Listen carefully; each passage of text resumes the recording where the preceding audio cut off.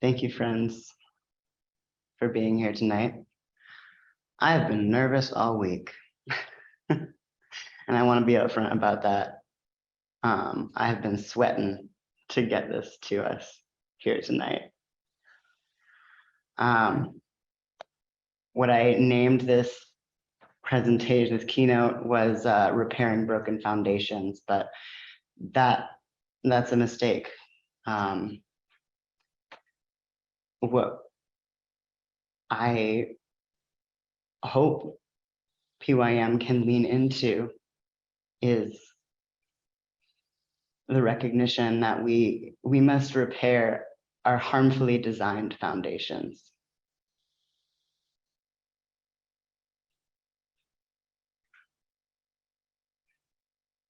This works exactly as it was designed to work.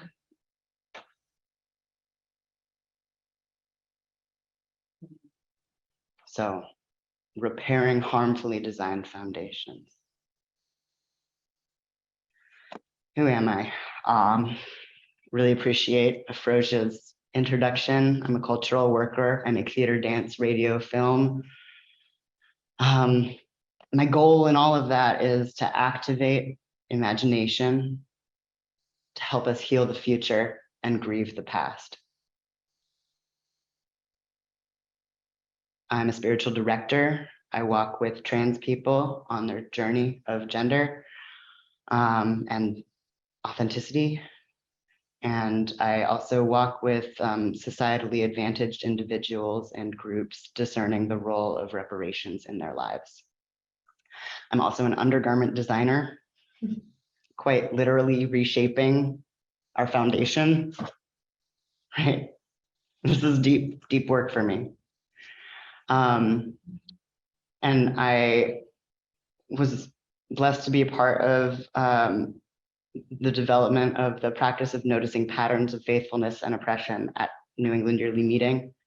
And through my work with the Institutional Assessment Implementation Committee at Friends General Conference, where I'm currently co-clerking that committee, I'm continuing to expand on the work of noticing patterns and bringing that framework to Friends General Conference and through FGC to other friends who find it useful.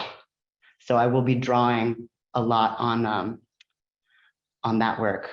I'm also a member of Green Street Meeting, which means that I'm a member of Philadelphia Yearly Meeting, although I have not really been hugely connected to this corporate body up to this point. So what am I going to do tonight? Hopefully I'm going to tell 3 stories. If we get through 2 stories and we're running out of time, I might have to skip ahead. I'm trying to pack a lot in here, so we'll see what we can do. Something about stories. Stories, it's important to remember that stories are not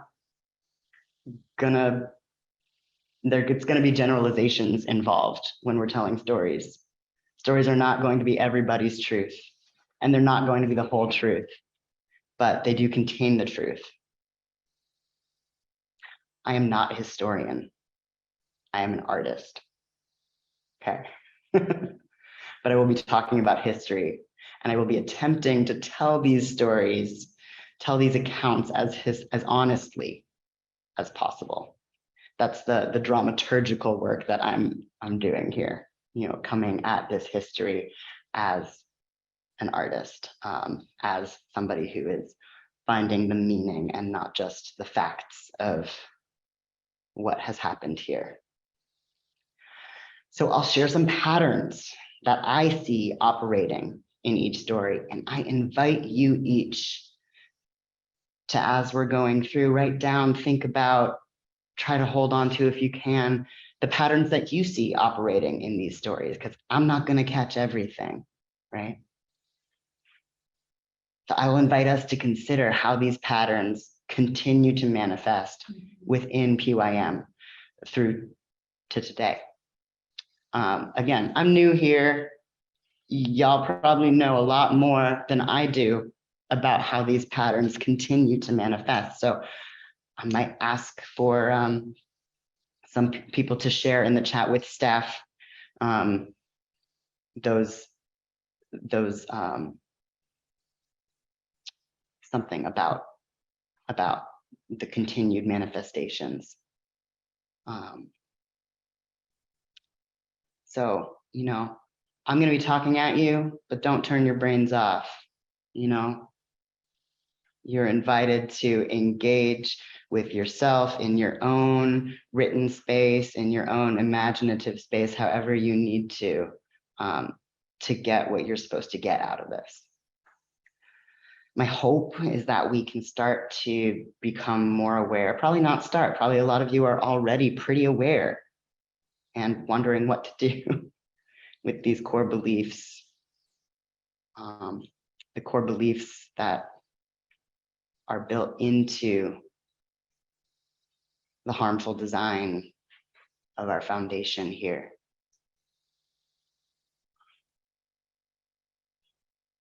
You know, the core beliefs that are holding these harmful scripts, harmful patterns that keep us stuck, not knowing where God is asking us to go, that hold these patterns in place. Can we identify the fears that keep us behaving in ways that deepen mistrust towards Philadelphia Yearly Meeting, that deepen mistrust among the Society of Friends? And finally, I'll offer some toys. Toys, not tools. That's a borrowing from the somatic abolitionist Resmaa Menakem. Some toys for noticing harmful patterns and developing new scripts. New scripts.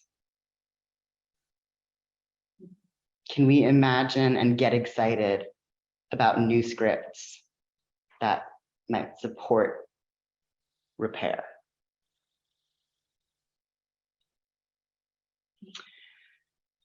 Okay, so before I get into the stories, just a few little priming tidbits. I want to just briefly do a quick rundown of noticing patterns of oppression and faithfulness, or noticing patterns of domination. What is a pattern of domination or a pattern of oppression?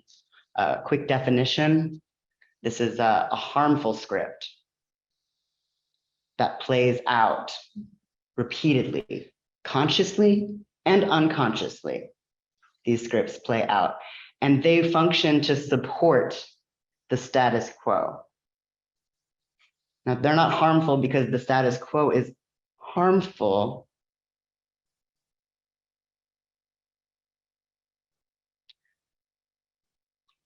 They are harmful because the status quo is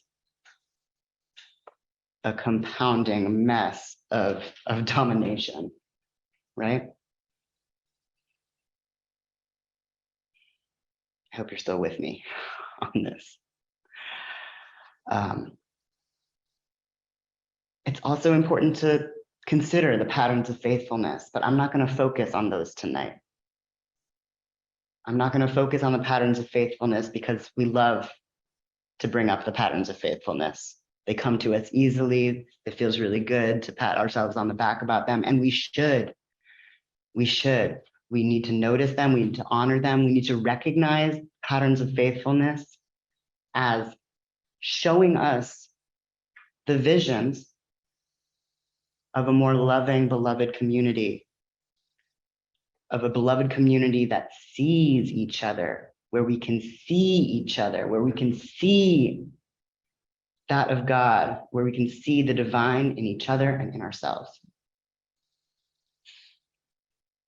The patterns of faithfulness show us that future.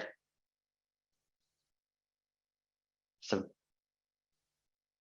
they're so important, but we're going to try to access something a little harder to grasp at tonight.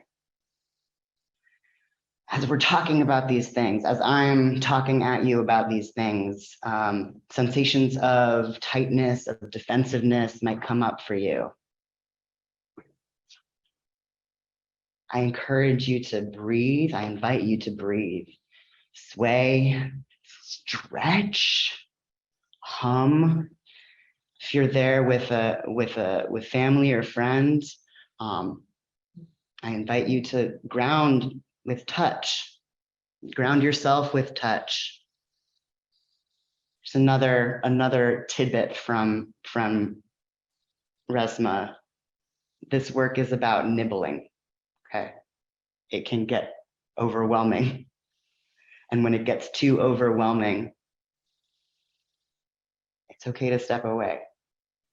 They tell me this will be on YouTube later, so if you need to leave, if you've nibbled all you can and you need to separate yourself from this, I invite that. Come back. Nibble some more when you're able. Okay, next I want to talk about we. You've already heard me say we a lot in this little introduction. I will do my best to be clear and specific when I'm speaking about different demographic groups, including white Quakers.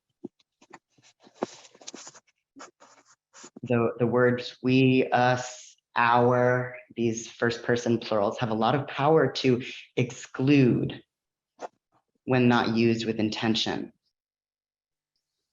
But I want to say that I will be using we, our, us in reference to PYM, in reference to PYM presently, us here today. We are PYM. Apologies to any visitors in the space. This is going to be a little insider baseball. Okay. I will be using we to talk about PYM, and I will be using we to talk about PYM in the past. I will be using we to talk about that ancestral PYM that was by design a white-only space. Okay. That's hard. That can hurt. But we, all of us, are connected to those white Quaker ancestors that made up PYM, who made up PYM. And tonight, I'm trying to be honest about what we have inherited as an institution. Also trying to be honest about what white friends can learn about what has been inherited through having a white body.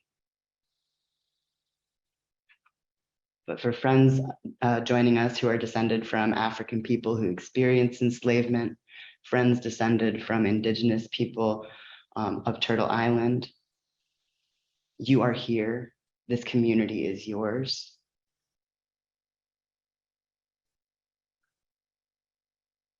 And you might know that you don't need to be mucking about with the dead white Quakers that we're going to be connecting to. But you are explicitly invited as part of the we that we are. This is not, I am praying that this is not a space, that this will not be a space about white learning. It will be a space about ancestral accountability.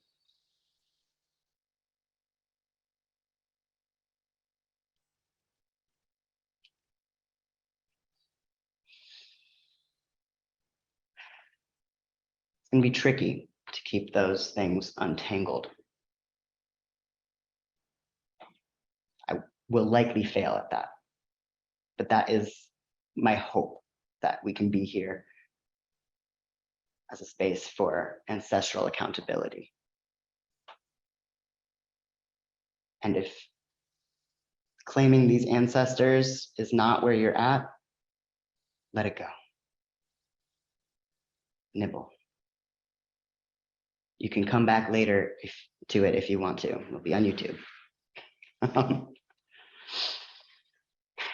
You are always invited.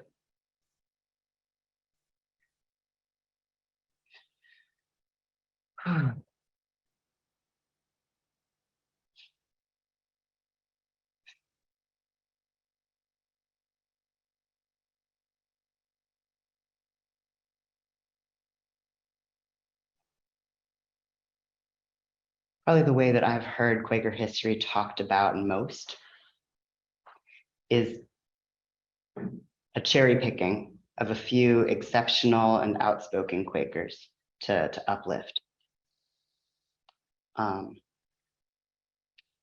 Benjamin Lay is a great example of that.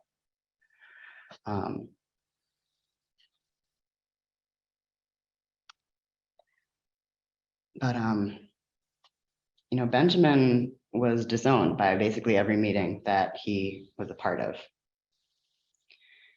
And which means it was a very small minority of one. I mean, he and his wife really did stick together, but really small minority of one in his outspokenness, right?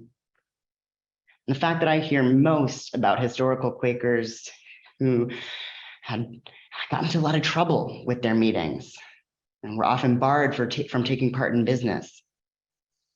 You know, this means that there was a firm unity in these foundational times that we're not talking about. We're not talking about the unity that that enslaving Africans is perfectly rightly ordered. We're not talking about how that unity existed within Quakerism in Pennsylvania and throughout a lot of the Americas, in particular, for almost 100 years. A quote from the book Fit for Freedom, Not for Friendship by Vanessa July and Donna McDaniel, that please read that book if you have not. Judging friends who enslaved Africans could have dangerous consequences for the closeness of the religious society.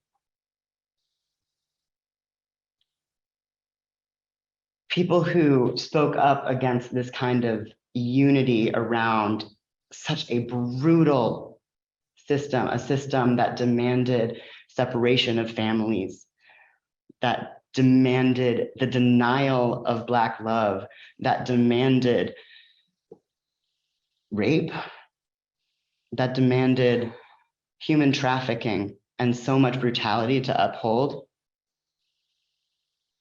Speaking out against that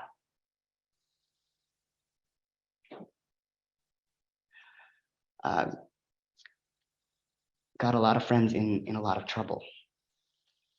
Meanwhile, William Penn, William Frampton, William Plumstead, Rhys Meredith, James Claypool, John Rayl, Jonathan Dickinson, who owned 2 plantations, Francis Richardson, Isaac Norris, who was buried outside, enslaved a number of people, and was clerk of Philadelphia Yearly Meeting for several decades. James Logan. We don't hear about the unity that these friends cemented and fought nonviolently to uphold for almost 100 years.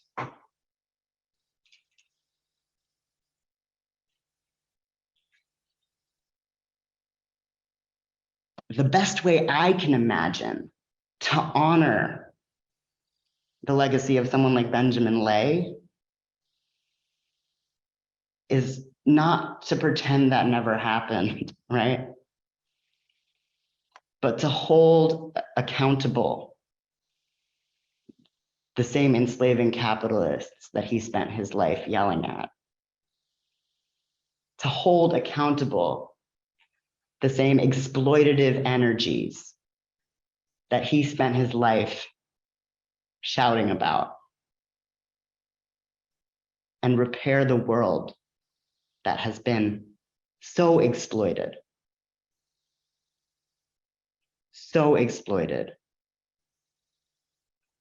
by our white ancestors in particular.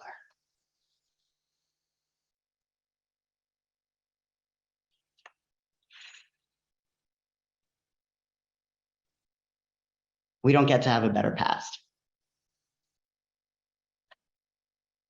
So while it is crucial to be clear about our critiques of the holy experiment in Pennsylvania, I don't feel like it does much for me to actually judge the past, to judge the people who spent,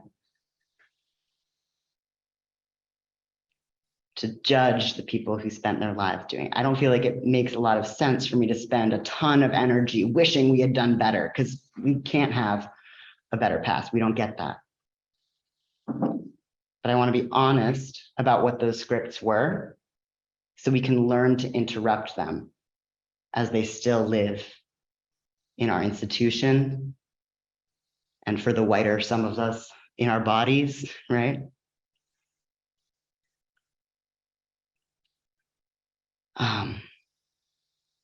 I want to learn about those scripts so I can learn to interrupt them and to write new ones. Anyone who's feeling uncomfortable being honest about who we have been and what we have done, I'm curious about who that discomfort protects. Anyone feeling uncomfortable with my focus on the harmful behavior when Quakers, we have a lot to be proud of. I'm curious, who does that discomfort minimize? Okay. Let's shake. Let's stretch. Let's breathe. This is going to be fun.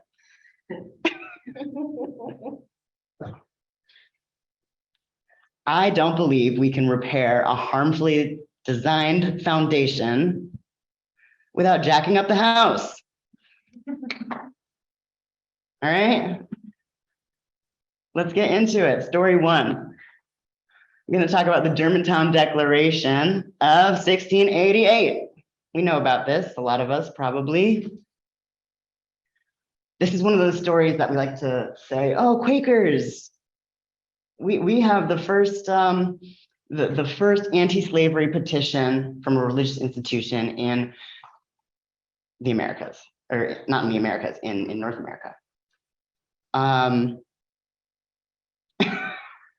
Okay, interesting. This was a petition written by signed at least by 4 German Quakers with some Mennonite influence. Gerrit Hendricks, Derek Optengraff, Abraham Optengraff, and Franz Daniel Pistorius. The Optengraff brothers are German cousins of William Penn. All 4 of these men were founders of Germantown. And what were their reasons for opposing the institution of slavery? So the petition talks a lot about the golden rule, do unto others as you would have them do unto you.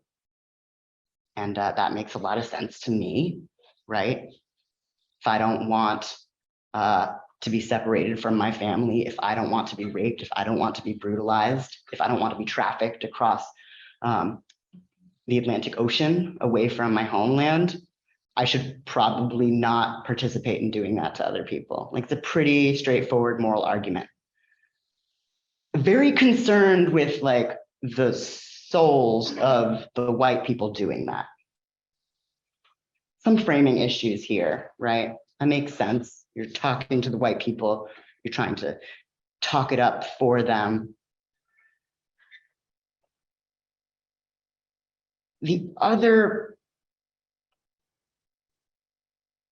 push, the other thing really driving these four men that is clear from the petition is that there were many European friends from Germany, Holland, that these friends in Germantown were reaching out to say, hey, come to our new settlement. It's going to be great. And they were receiving a lot of response saying, I don't want to go somewhere where I'm going to be more deeply implemented in the institution of slavery. That was a response that they were getting. So they were having trouble. It was a recruitment problem. It was a recruitment problem for them. The fact that so many of the prominent Quakers in Philadelphia, in the Pennsylvania area, were enslavers. So how did this go when we actually get to the institutions? What was the institutional response? Where was PYM? Where were we? Where were we in response to this petition? They brought it to the monthly meeting in Dublin. Here's what the minute says. Having inspected the matter above mentioned and considered of it, we find it so weighty that we think it not expedient for us to meddle with it here, but do rather commit it to the consideration of the quarterly meeting, the tenor of it being nearly related to the truth. At the quarterly meeting level, what did the minute say? The quarterly meeting told the petitioners to present the same to Philadelphia yearly meeting, it being a thing of too great a weight for this meeting to determine. Too great a weight. Being nearly related to the truth, capital T truth, God's truth.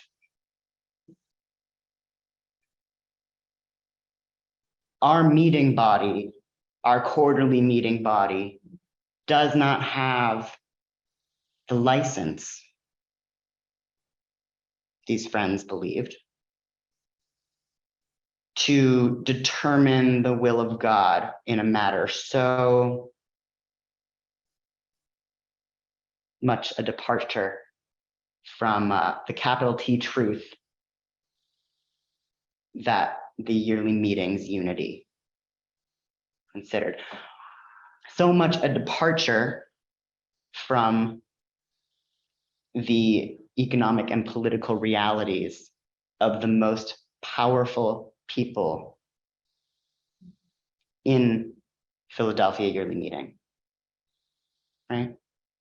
So what did we say when this petition came before us in 1688? This is less than a decade after the founding of Philadelphia yearly meeting. It was adjudged not to be so proper for this meeting to give a positive judgment of the case, it having so general relation to many other parts, and therefore at present they forbear it. So general a relation to many other parts.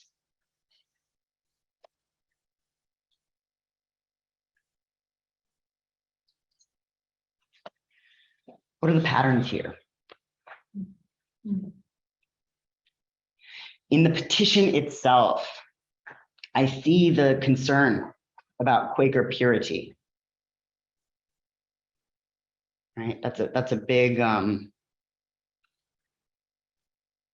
reasoning strategy that's being used there. I see a pattern of deferring discernment that involves systemic things, right? Where economic and political conflict of interest exist. We see Quakers here prioritizing comfort, prioritizing the advantages that we are accustomed to.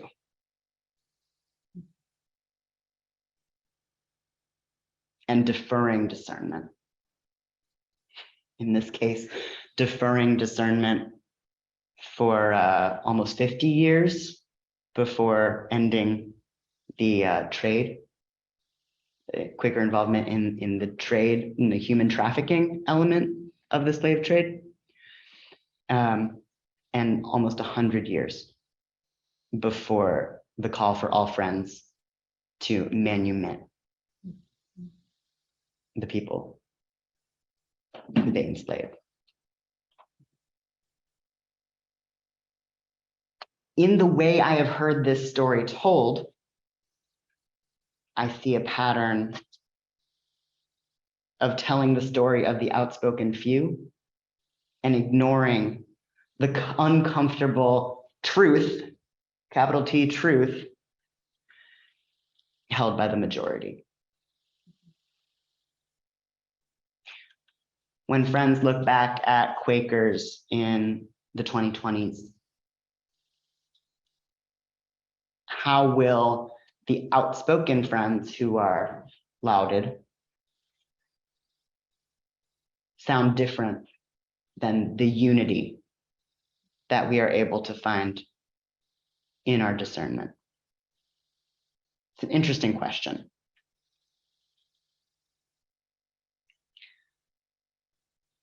Next story. Got to zoom along here.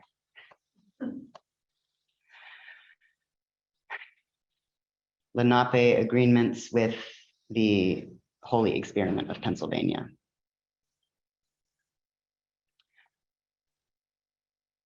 As the legend goes, in 1682, William Penn met with a group of Lenape people and traded goods like linen for the deed to the land that King Charles II had already granted to him. This is purportedly when the great Lenape chief Tamanend laid out his aspiration, that which also shared with us his aspiration that there be harmony between the indigenous people of this land and the descendants of immigrants to this land, as long as the rivers and creeks flow and the sun and moon and stars shine. This promise of harmonious relation was signified with a wampum belt given to Penn's party. The sacred gift created a covenant between the two communities that, from the Lenape perspective, bound the Quaker colonial government to protect the peace of this agreement in an ongoing and reciprocal relationship. That's what the exchange of a wampum belt means. That's the kind of receipt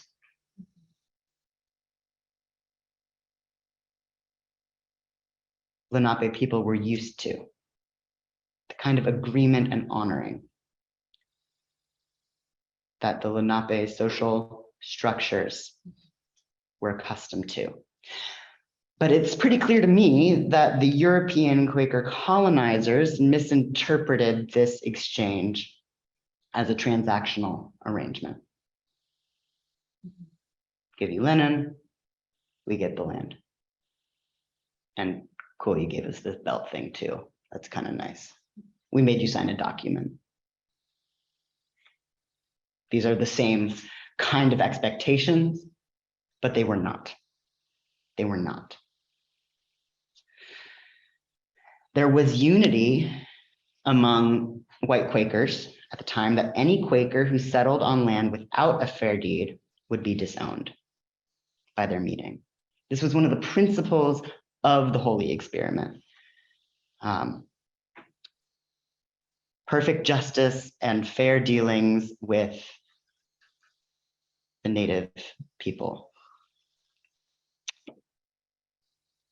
But as more European settlers came, this arrangement began to break down. These new colonizers built settlements wherever they wanted. They were not friends. They did not see any need to follow the Quaker standard put forth by the colonial government. Lenape and Allegheny communities at times resorted to violence to deter these settlements. What else were they supposed to do when the Quaker colonial government proved incapable or unwilling to uphold the treaty?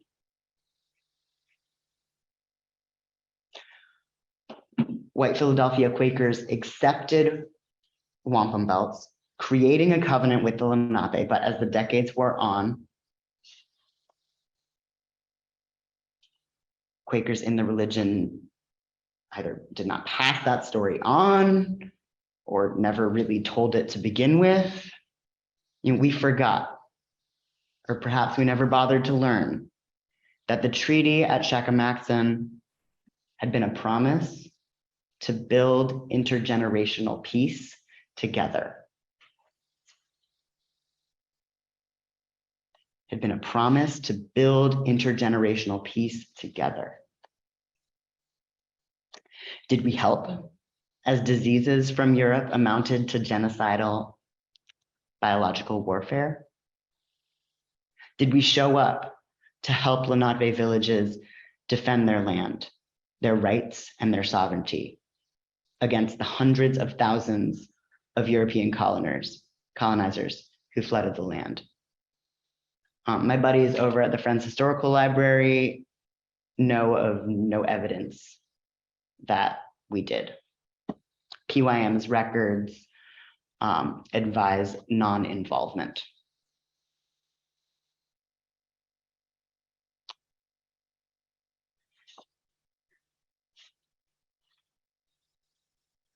Our holy experiment had two principles that seemed to contradict each other.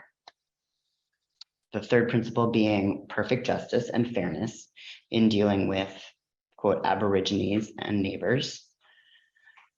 And the fourth principle, the absence of all military and naval provisions for attack and defense. These do not necessarily have to be contraindicated, but in the end, we could not imagine a pacifist vision for effective governance. That's something we have yet to imagine. Okay? And so ultimately, Quakers gave up on governance and turned inward.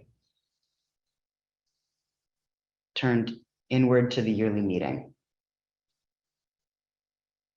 to hang all our dreams of perfection on. What are some patterns here?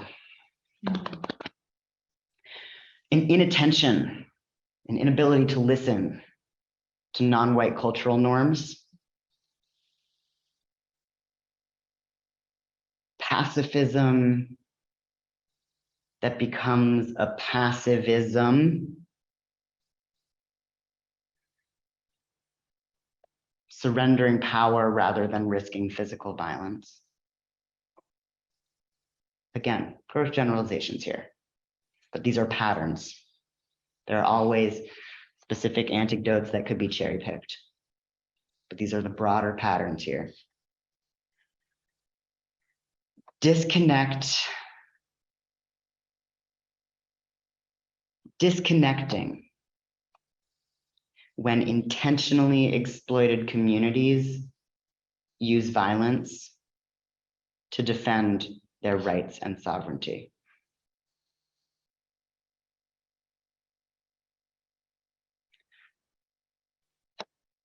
We, PYM, Quakers, white Quakers in Philadelphia, had the advantage, the privilege to be able to keep our stuff and be pacifist.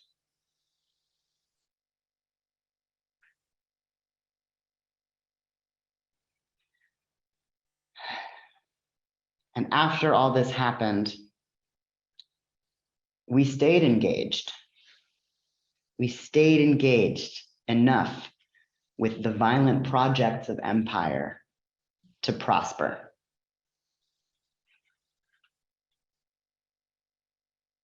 Staying engaged enough with the violent projects of empire to prosper on empire's terms.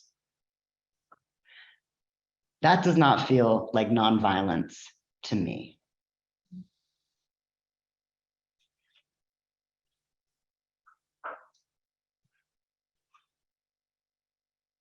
Ghosting my friends who are forced to defend themselves does not feel like nonviolence to me.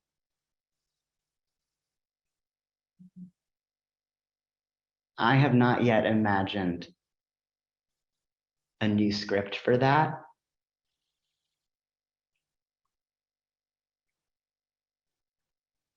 But we have a lot more imagining to do, friends.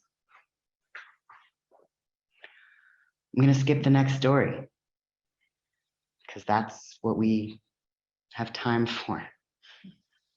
I'm going to focus. Oh, I know. Well, I'll tell it quickly because it's important. We're skipping ahead several centuries. We're zooming through time. Now we are in 1969. And the National Black Economic Development Conference has laid out its call for reparations in the 1969 Black Manifesto. Look it up. It's a really visionary document. They called for $500 million in 1969 money, which would be around 4,000 million. I can't do math, but something like that. 200 million in today's money. Not a math brain. That's okay. To be redistributed from white churches and synagogues to the Black community. The demands are visionary and grounded in necessity. Among them was the call for 200 million to be established for a land bank in the South, 20 million to establish a national Black labor strike and defense fund, funding for resource centers, training centers, investment in Black controlled media, and restructuring of the welfare system. Muhammad Kenyatta, president of the Philadelphia chapter of the Black Economic Development Conference, thought that he would reach out to Quakers as sort of an easy first target, right? Easy first ask the Quakers for 5 million. So the Meeting on Social Concerns agreed to bring the Black Manifesto to PYM, to a special session of PYM. I come from New England. We don't do special sessions like y'all do. The Black Manifesto was brought to a special session in the fall of 1969, but they did not bring the specific ask for 5 million, or what would be 40 million in today's money. I have some quotes, but I don't think we have time for them. I encourage you to look up the minutes to this event. It was really fascinating to read them and to feel in so many ways like we are kind of in the same place today. that Friends were in the 70s. And some of you here on the call may remember this happening. The minutes are really, really informative in so many hard and good ways. After multiple meetings and Muhammad Kenyatta going on a hunger strike for a period, which is so terrifying. Like, you will starve if you are waiting for Quakers to decide something. Like that.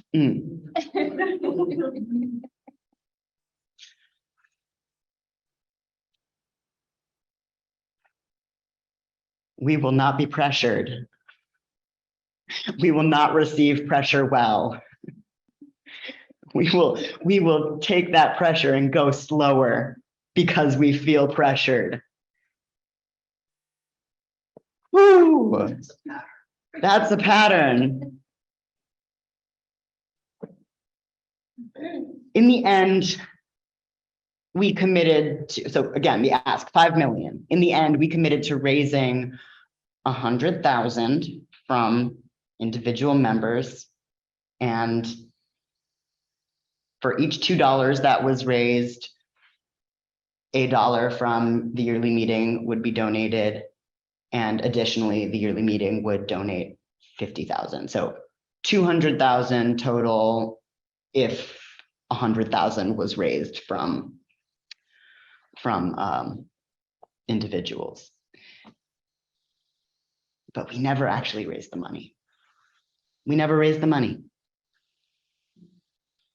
The only donation that the Black Economic Development Conference received from Friends was 5,000 from one monthly meeting. The committee that formed to do this fundraising work disbanded in early 1970 because while we specified that the committee should include non-Friends and people living at or below the poverty level, we did not delineate the need to include Black committee members.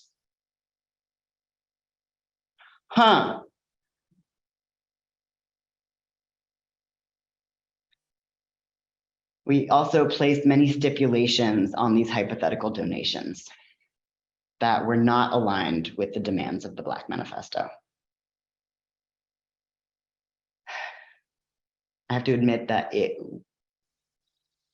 is difficult for me to imagine, although I try every day to imagine. It is difficult for me to imagine such a set of demands being received any better if they came before Philadelphia yearly meeting today.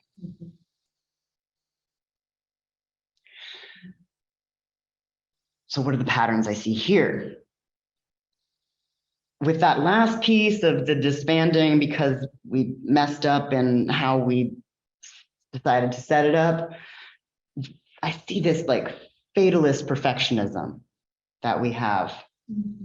And it goes back to the holy experiment. Say, oh, we can't do this perfectly. We didn't do it perfectly, so we're not going to do it. We're not going to stay engaged in that conflict of trying and not getting it right. We're just not going to raise the money. In the minutes, there's a lot of acting to maintain control, particularly by stalling and changing the topic. There's a pattern that of a belief that the ideas that matter come from within the Quaker community. We do good works on our terms. That's the way it should be done. Woo! I don't mess with that. I don't mess with that. That's a really hard one for me. And it speaks directly to a white supremacist mentality of control. Again, we have quotes disconnecting quotes from the minutes that are disconnecting from intentionally exploited communities, from the demands, from the asks, from the needs of intentionally exploited communities, because of the hypothetical need for violence, the hypothetical use of violence for defense, right? That 20 million for a labor strike and defense fund, National Black Labor Strike and Defense Fund. Friends, we're not interested in getting behind that.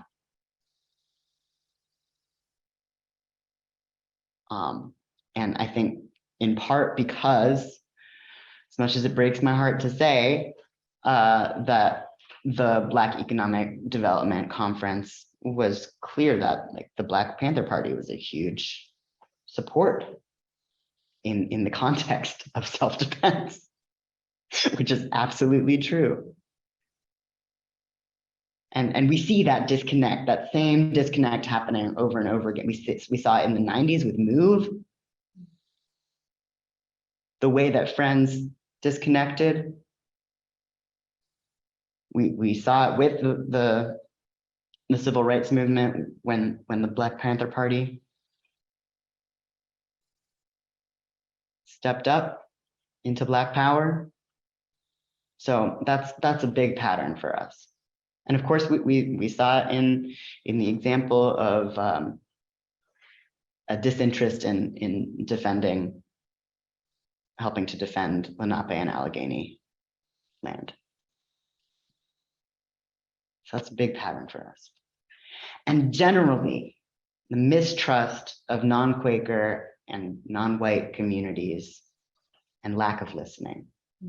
And even within Quakerism, we see a mistrust, absolutely do, a mistrust of non-white friends. And a stonewalling around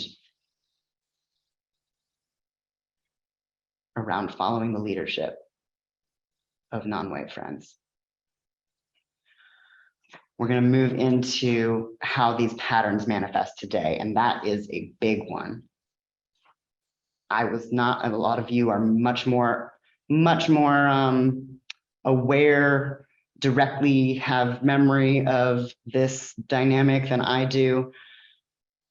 But I have to say that the way that the proposal from the Undoing Racism group was treated in, what year was that? In 2016. The way that the Undoing Racism group brought a proposal for structural change within Philadelphia Yearly Meeting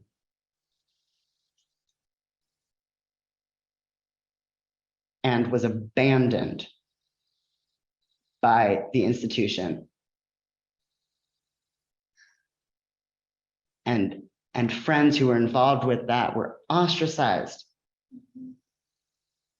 That wound continues to this day. We were not able to listen to the wisdom of that proposal to address in every committee, to have somebody in every standing committee of Philadelphia Yearly Meeting who would be capable of speaking, of having an expertise around moving towards an anti-racist reality for Friends and PYM, right? That was the ask. Probably could have said that in a less roundabout way, but that was the ask. So that's one example of the manifestation. What are the patterns that underlie that abandonment, that underlie the ostracization of friends who are involved with the Undoing Racism group? process. Invited in only for educational purposes, but when the rubber hits the road and it's time to implement some structural change, forget about it. Ouch. Ouch. Quaker process may have worked there exactly as it was designed to. When the Black Manifesto came before Friends, Quaker process may have worked there exactly as it was designed to slow things down, to only consider internally drafted proposals drafted with a comfort of white friends in mind. Woo! That's an internally drafted that is excluding the input of friends of color. Ouch. Quaker process may have worked here exactly as it was designed to let unity shift only incrementally. This structure was not designed to implement change. This structure was not designed to decide a new truth or to meddle in political and economic matters. When Spirit asks us to act, do we as an institution actually have the capacity for that? No. And yet we are yearning for it. Because we are a group of individuals who want to make some stuff happen, who want to co-create some beauty, some love, some God in this world. What is our unity today?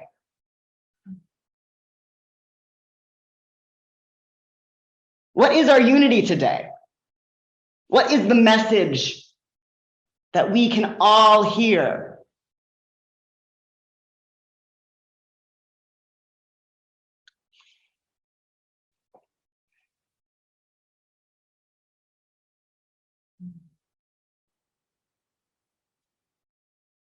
Is there that of God in everyone?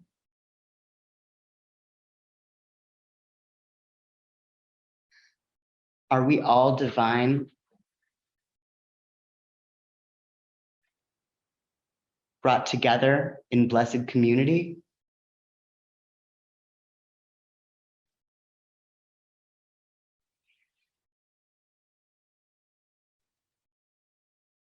Is there unity around our theme here, this sessions? Are we actually interested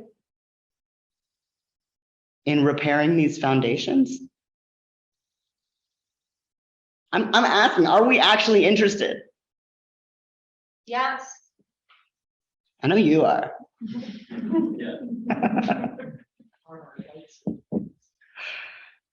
But the white Quakers, though. Well, yes, I don't know about a lot of my friends here tonight, but I love you.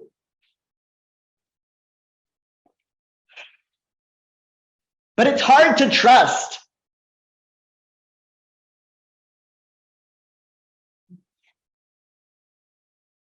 If we are not actually interested in repairing these foundations, in jacking up the house and getting down in the basement and taking each stone and saying, does this serve us?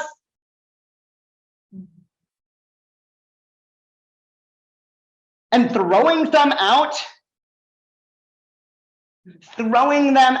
into the void of death where they can transform to become something else. And imagining what love would have us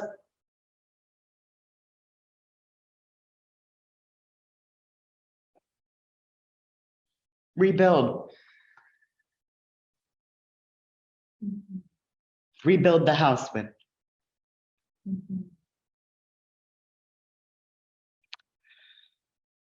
If we are not actually interested in this repair, it's expensive, sure. But if we are not actually interested in this repair, we will continue to be a space that vibrates unwelcomingly to friends whose bodies and life experiences are politicized. Okay?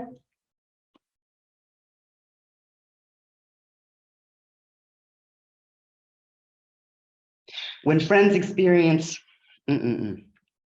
yeah. Okay?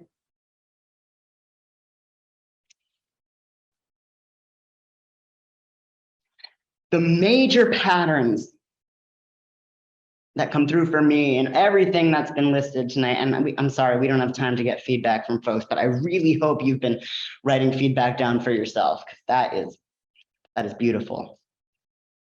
Control.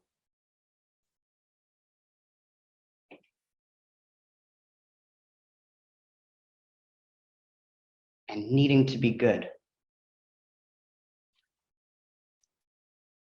Now, I have a lot of integrity baggage myself from growing up in this community.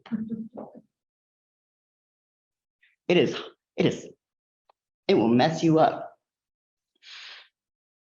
to grow up being told integrity is the thing that matters most in a world where integrity is kind of impossible.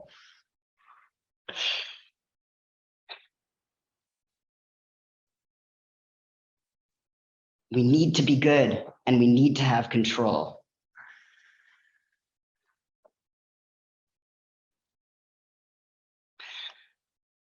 Those are the core for me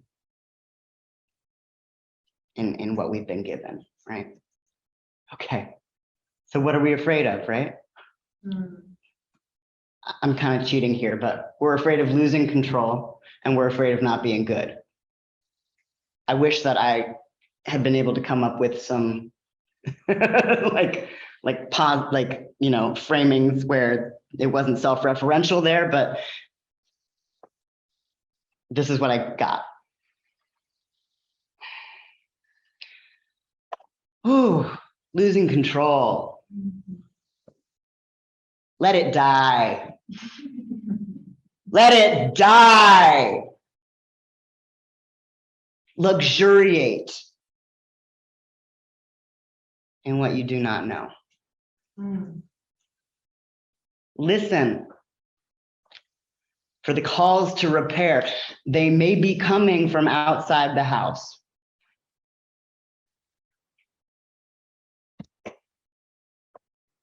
Enjoy the death of white supremacy's need for control.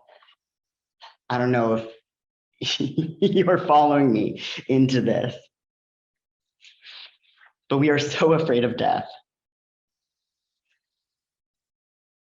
And you know what lives on death? You know what eats death? What needs death to keep burning? It's the light, my friends. It's the light.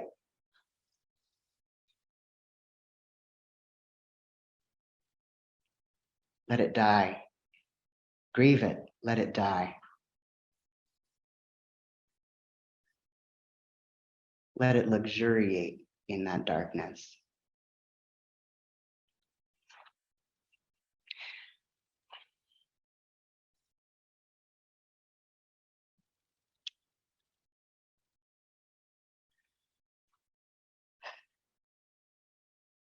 Let all that sureness and righteousness sink back into the ground and become nutrient.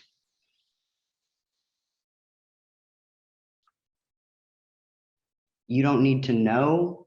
You don't need to be the expert to be helpful. I'm going to have to close before I get to everything, but just quickly, what is good? Good is Good does not mean much to me. People who are good have been involved in human trafficking, enslavement, land theft, all these things. Good Quakers did all these things. Good seems to me to be a tool.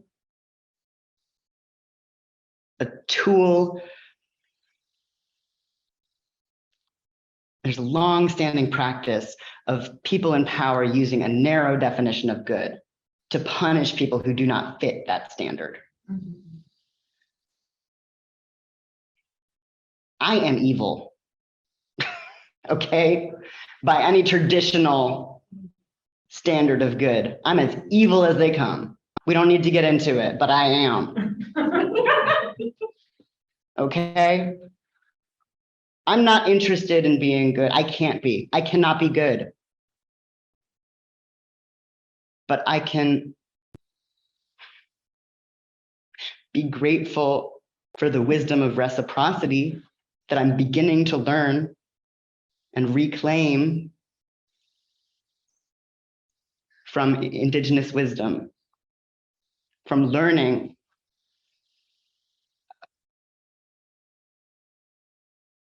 tiny bits, tiny bits. That's all I could have access to. But if I can replace a need to be good with a hope to live with reciprocity, I might start to be able to get somewhere. How do we teach ourselves to be less afraid of loss and more activated to co-create a loving world to live in? Less afraid of not being good and more activated to repair, restore, come into reciprocity with the world and the people around us. We begin by beginning. Nibble, move away, come back again, nibble some more. When it's too much, move away.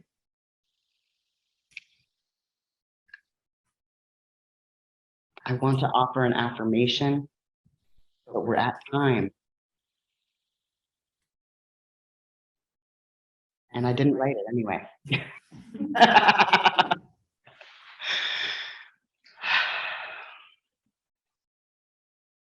So I'll just say that these wounds heal when your wounds heal.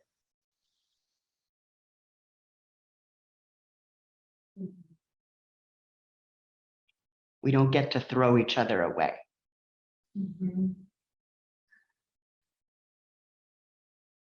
Be kind to your friends. Be kind to the world. Be kind to people who are not your friends.